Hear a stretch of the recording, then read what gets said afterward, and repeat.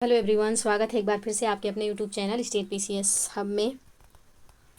हम सॉल्व कर रहे हैं करंट अफेयर और ये पतली वाली मैगजीन से सॉल्व कर रहे हैं। अगस्त मंथ की मैगजीन है, लेकिन यहाँ पे जो करंट अफेयर दिया हुआ है या जून मंथ का दिया हुआ है, तो यहाँ पे आप लोग देख पाएंगे कि 30 जून तक का यहाँ पे घटनाक्रमों का प्रस्तुतिकरण किया गया है। इसके पहले वाले टॉपिक में हमने राज्य समाचार, राष्ट्रीय आर्थिकी, अंतर्राष्ट्रीय, ये सारे टॉपिक सॉल्व कर लिए हैं। आज का जो टॉपिक है यह है सार संक्षेप, और सार संक्षेप में भी यहाँ पे चर्चित स्थल, युद्धाभ्यास, चर्चित पुस्तकें एवं महत्वपूर्ण दिवस, ये टॉपिक बचे हुए थे, तो इनको हम सॉल्व करेंगे। वीडियो स्टार्ट करने से पहले आप लोगों से रिक्वेस्ट है कि चैनल पे यदि नए हैं तो प्लीज़ चैनल को सब्सक्राइब कर लीजिए, साथ ही बेल आइकन को प्रेस कर लीजिए, और ताकि कोई वीडियो चैनल पे अपलोड हो तो सबसे पहले नोटिफिकेशन आपको प्राप्त हो। और वीडियो को लाइक और शेयर करना ना भूलिएगा। वीडियो को प्लीज़ लाइक और शेयर कर दीजिएगा। तो चलिए स्टार्ट करते हैं आज का अपना ये करंट अफेयर क्लास। यहाँ पे चर्चित स्थल, कभी कभी होता है कि चर्चित स्थल जो करंट न्यूज में रहता है उसके बारे में पूछ लिया जाता है, कुछ विशेषताएं दी जाएगी, उसके बाद आपको पूछा जाएगा कि ये स्थल कहाँ, ये विशेषताएं किस स्थल से संबंधित हैं। तो इसको आप लोग ध्यान से देखिएगा। चर्चित स्थल डेनमार्क। तो पोर्क और डेयरी, पोर्क मतलब होता है सुअर का मांस, तो डेयरी का प्रमुख निर्यातक देश डेनमार्क 2030 से पशुधन कार्बन डाइऑक्साइड उत्सर्जन पर कर लगाएगा, जिससे वह ऐसा करने वाला पहला देश बन जाएगा। डेनमार्क की राजधानी क्या है? तो कोपेनहेगन है डेनमार्क की राजधानी। यह एक यूरोपीय देश है। यह उत्तरी यूरोप का एक नार्डिक देश है जो जेटलैंड प्रायद्वीप का हिस्सा है। यह देश उत्तरी सागर के पश्चिमी तट एवं कैटेगट खाड़ी के पूर्वी तट पर अवस्थित है। डेनमार्क लगभग 400 द्वीपों का एक द्वीप समूह है, जिसमें सबसे बड़ा द्वीप जीलैंड है। सबसे बड़ा जो इसमें है 400 द्वीपों में जो सबसे बड़ा है वह जीलैंड है। नेक्स्ट जो न्यूज में है ये नेत्रान झील है, ये बहुत इंपॉर्टेंट है, इसको जरूर याद रखिएगा। तो मानवीय गतिविधियों एवं जलवायु परिवर्तन का प्रभाव तंजानिया की नेत्रान झील, ये जानते रहिएगा कि नेत्रान झील जो है यह तंजानिया में स्थित है, पर पड़ रहा है, जिसके कारण पर्यावरणविदों ने चेतावनी जारी की है। नेत्रान झील लेशर फ्लेमिंगो की पूर्वी अफ्रीकी आबादी के लिए एकमात्र महत्वपूर्ण और नियमित प्रजनन स्थल है। इस प्रजाति की विश्व की 75% से अधिक आबादी प्रजनन के लिए हर साल नेत्रान झील में प्रवास करती है। इसे 2001 में रामसर कन्वेंशन की वेटलैंड सूची में शामिल किया गया था। नेक्स्ट जो न्यूज में है यह है बाल्टिक सागर। तो हाल ही में रूसी SU-24 बमवर्षक ने रणनीतिक रूप से महत्वपूर्ण बाल्टिक सागर द्वीप गोटलैंड के पास स्वीडिश हवाई क्षेत्र का उल्लंघन किया। गोटलैंड जानते रहिएगा किसमें स्थित है, तो यह बाल्टिक सागर का द्वीप है। बाल्टिक सागर डेनिश जलडमरू मध्य के माध्यम से उत्तरी अटलांटिक महासागर से जुड़ा हुआ है। यह स्कैंडिनेवियाई प्रायद्वीप को शेष महाद्वीपीय यूरोप से अलग करता है। इसी में आगे है कि यह विश्व का सबसे बड़ा अंतर्देशीय खारा सागर है। बड़ी मात्रा में नदी जल के प्रवाह के कारण इसमें कम लवणता दर्ज की जाती है। बाल्टिक सागर को स्पर्श करने वाले देश Denmark, Germany, Poland, Lithuania, Latvia, Estonia, रूस, फिनलैंड और स्वीडन है। कील नहर उत्तरी सागर को बाल्टिक सागर से जोड़ती है। नेक्स्ट जो अब करंट है वह है युद्धाभ्यास। युद्धाभ्यास भी करंट अफेयर इशूज़ में पेपर में बहुत ज़्यादा पूछा जाता है, तो इसको याद रखिएगा। अभ्यास है रेड फ्लैग 2024। तो 4 से 14 जून 2024 के मध्य भारतीय वायुसेना ने संयुक्त राज्य अमेरिका के अलास्का में स्थित एइलसन एयरफोर्स बेस में अभ्यास रेड फ्लैग 2024 में भाग लिया। यह एक उन्नत हवाई युद्ध प्रशिक्षण अभ्यास है। तो रेड फ्लैग अभ्यास क्या है? तो यह हवाई युद्धाभ्यास है, यानी कि वायुसेना का है, इसको याद रखिएगा। यह रेड फ्लैग 2024 का दूसरा संस्करण था। संस्करण भी पूछता है कभी कभी, तो इसको याद रखिएगा, जिसे अमेरिकी वायुसेना द्वारा वर्ष में 4 बार आयोजित किया जाता है। वर्ष में 4 बार ये आयोजित होता है। इस अभ्यास में भारतीय वायुसेना के साथ साथ Republic of Singapore Air Force, United Kingdom की Royal Air Force, Netherland Air Force, German Luftwaffe और US एयरफोर्स ने भाग लिया। साथ ही भारतीय वायुसेना की टुकड़ी ने राफेल विमान और कर्मियों के साथ भाग लिया, जिसमें वायुसेना दल, तकनीशियन, इंजीनियर, नियंत्रक और विषय विशेषज्ञ शामिल हुए हैं। यह पहली बार था जब भारतीय वायुसेना के राफेल विमानों ने एक्स रेड फ्लैग में भाग लिया। किसने भाग लिया है? स्पेशल क्या है? तो राफेल विमान है, इसको याद करिएगा। नेक्स्ट पॉइंट है भारतीय वायुसेना की यह टुकड़ी 29 मई 2024 को अलास्का में USAF बेस इल्सन पहुंची थी।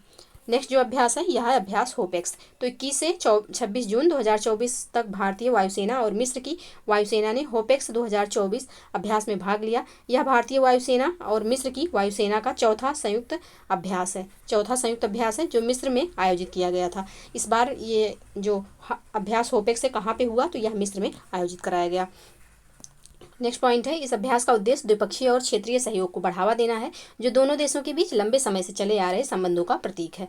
इस अभ्यास में भारतीय वायुसेना के राफेल लड़ाकू विमान C-17 ग्लोब मास्टर और IL-78 टैंकर ने भाग लिया।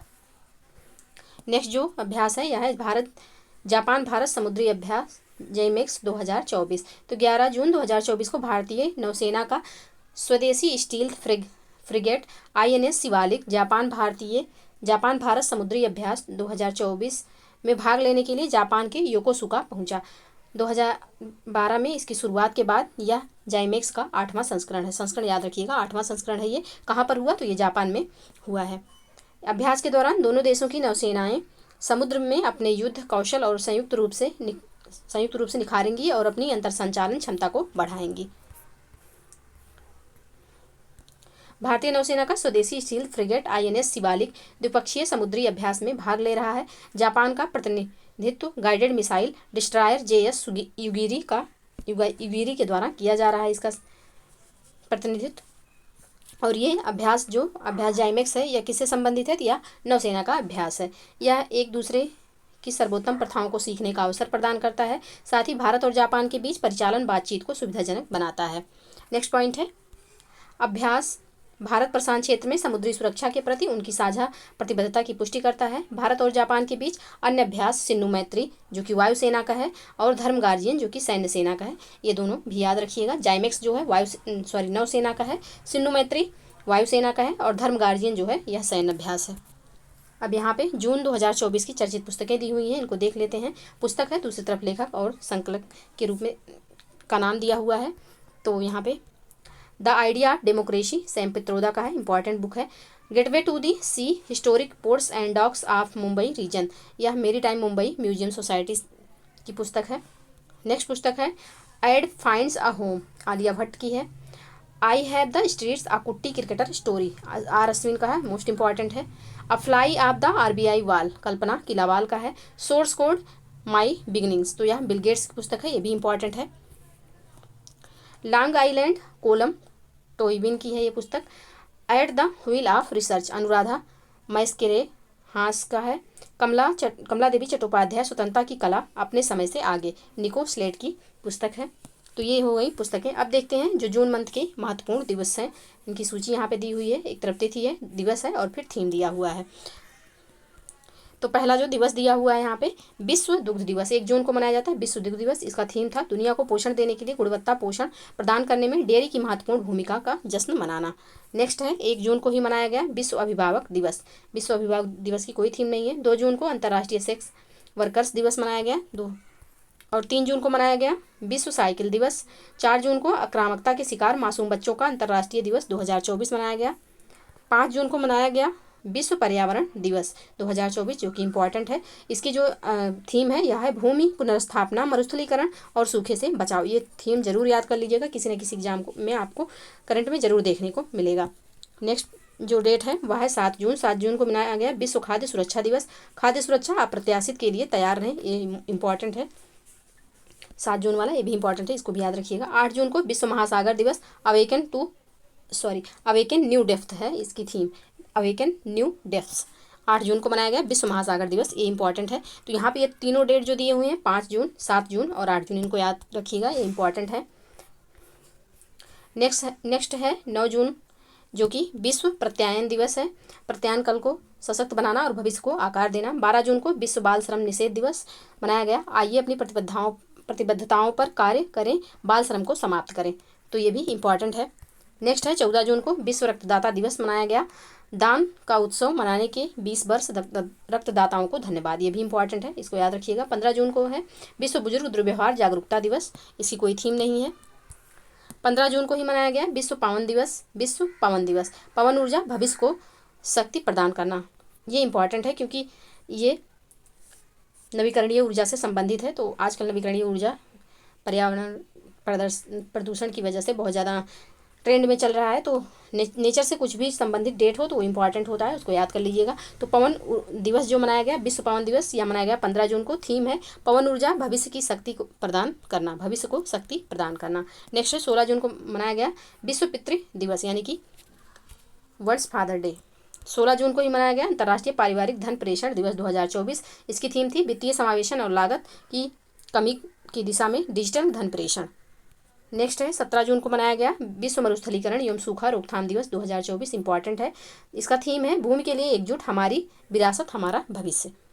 नेक्स्ट है 19 जून को मनाया गया विश्व सिकल सेल जागरूकता दिवस। ये भी इंपॉर्टेंट है, प्रगति के माध्यम से आशा, वैश्विक स्तर पर सिकल सेल देखभाल को आगे बढ़ाना। 20 जून को मनाया गया विश्व शरणार्थी दिवस, शरणार्थियों के लिए एकजुटता। नेक्स्ट जो डे है 21 जून को अंतर्राष्ट्रीय योग दिवस मनाया गया, स्वयं और समाज के लिए योग मोस्ट इंपॉर्टेंट ये है। और 24 जून को मनाया गया पासपोर्ट सेवा दिवस। 24 जून को ही मनाया गया कूटनीति में महिलाओं का अंतर्राष्ट्रीय दिवस 2024। तो इसका जो थीम है बहुपक्षीय कूटनीति में महिलाओं का नेतृत्व है। नेक्स्ट 26 जून को मनाया गया यातना से पीड़ितों के समर्थन में अंतर्राष्ट्रीय दिवस। 26 जून को मनाया गया विश्व प्रशीतन दिवस 2024। तापमान मायने रखता है, इसका थीम था। नेक्स्ट जो है 27 जून को सूक्ष्म लघु और मध्यम उद्यम दिवस मनाया गया, जो कि सूक्ष्म लघु और मध्यम उद्यम और सतत विकास लक्ष्य इसका थीम था। तो ये भी इम्पॉर्टेंट डेट है। 29 जून को मनाया गया अंतर्राष्ट्रीय उष्णकटिबंधीय दिवस 2024। इसकी कोई थीम नहीं थी। 29 जून को ही मनाया गया राष्ट्रीय सांख्यिकी दिवस 2024, जिसका थीम है निर्णय लेने के लिए डेटा का उपयोग। 30 जून को मनाया गया अंतर्राष्ट्रीय संसदीय दिवस 2024 और 30 जून को ही मनाया गया अंतर्राष्ट्रीय क्षुद्रग्रह दिवस 2024। तो ये इंपॉर्टेंट है और सांख्यिकी वाला भी इंपॉर्टेंट है। तो ये रहे important current affair June month से संबंधित इंपॉर्टेंट बुक्स, डेट, ये सब हम सॉल्व कर लिए। तो मिलते हैं नेक्स्ट वीडियो में, तब तक आप लोग पढ़ते रहिए, स्वस्थ रहिए और वीडियो को प्लीज़ लाइक और शेयर जरूर कर दीजिएगा। चैनल पे यदि नए हैं तो चैनल को प्लीज़ सब्सक्राइब कर लीजिए।